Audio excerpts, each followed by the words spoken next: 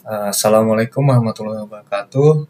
Nama saya Zil dan Cesta Debi Agus, NIM 102043330082, kelas 2304. Di sini saya akan menjelaskan perkembangan dunia kerja IT dan keterampilan yang dibutuhkan dari seorang data analis.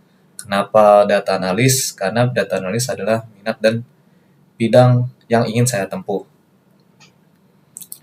Nah, di sini uh, saya akan menjelaskan tujuan dari pembuatan video ini, yaitu yang pertama, memahami perkembangan dunia kerja IT, yang kedua, mengidentifikasi tren teknologi, dan yang ketiga, mengetahui hard skill dan soft skill yang dibutuhkan.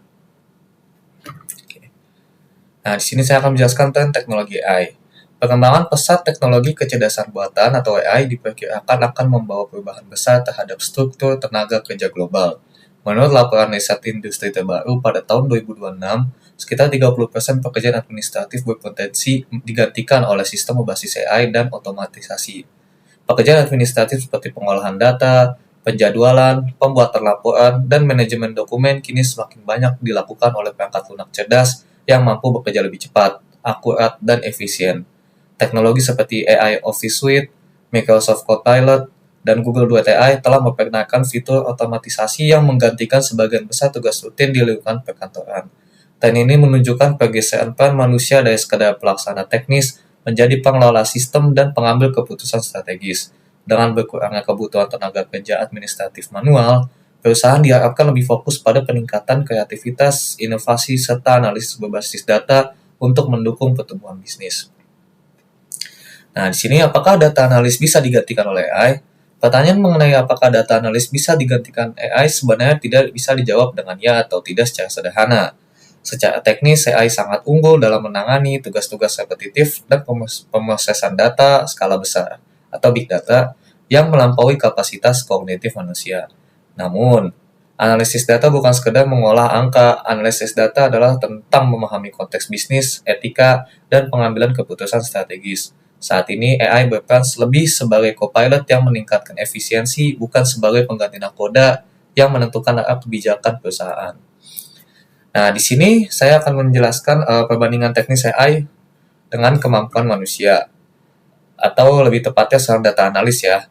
Yang pertama ada kecepatan pemrosesan, di mana AI sangat cepat yang berskala detik, dan data analis terbatas, yaitu butuh waktu. Lalu selanjutnya ada akurasi perhitungan, AI tinggi, minim error seperti manusia. Dan data analis berisiko human error. Selanjutnya pemahaman konteks bisnis, di mana AI sangat rendah, hanya berbasis data, dan data analis sangat tinggi dan intuitif. Lalu keempat ada etika dan penilaian moral, dan yaitu karena AI hanya mesin ya, jadi dia tidak memiliki, dan data analis mampu mempertimbangkan dampaknya.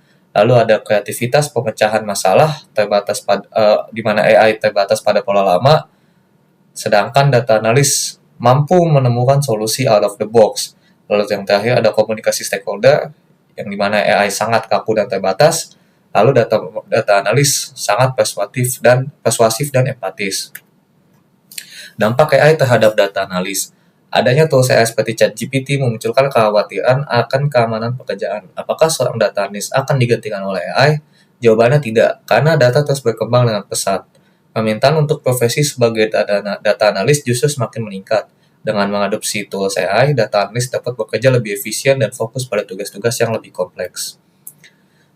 Sini cara menggunakan AI untuk data analis. Yang pertama ada data collection. Pengumpulan data adalah langkah awal yang penting. AI bisa dilatih menggunakan berbagai tipe data seperti analitik produk, transaksi penjualan, atau data yang dikumpulkan melalui web scraping. Data yang terkumpul ini akan menjadi bahan dasar untuk melatih model AI. Nah, kalau ada data cleaning, semakin bersih data yang dimiliki, semakin akurat wawasan yang diperoleh. Namun, pembersihan data bisa memakan waktu dan rentan terhadap kesalahan manusia jika dilakukan manual. AI dapat membantu mendeteksi outlier, mengisi nilai kosong, dan menormalisasi data dengan cepat dan efisien. Selanjutnya ada data analisis. Setelah model AI dilatih dengan data yang bersih, langkah berikutnya adalah analisis data untuk menghasilkan wawasan yang dapat ditindaklanjuti. AI dapat mengidentifikasi pola, korelasi, anomali, dan tren data dalam data dengan sangat cepat. Selanjutnya ada data visualization. Setelah mendapatkan pola yang menarik data, visualisasi data membantu menyajikan informasi dengan cara yang mudah dipahami. Alat bisnis berbasis AI memungkinkan pembuatan dashboard visual yang interaktif, membantu pengguna untuk menggali data lebih dalam.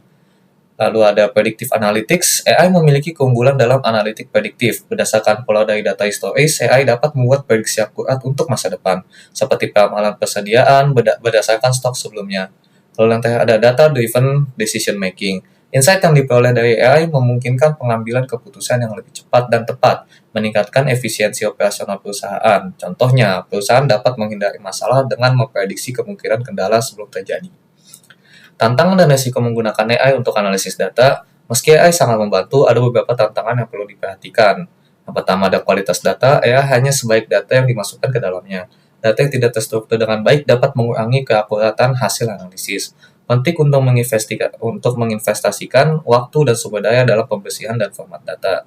Lalu ada keamanan dan privasi data. Ketika menggunakan tools AI, data yang dimasukkan bisa saja diakses oleh pihak ketiga. Sebagai contoh, kasus di mana karyawan Samsung menggunakan OpenAI untuk membantu penulisan kode, namun tanpa sengaja membocorkan kode rahasia. Pastikan data yang diolah oleh AI aman, terutama jika perusahaan tunduk pada peraturan yang ketat.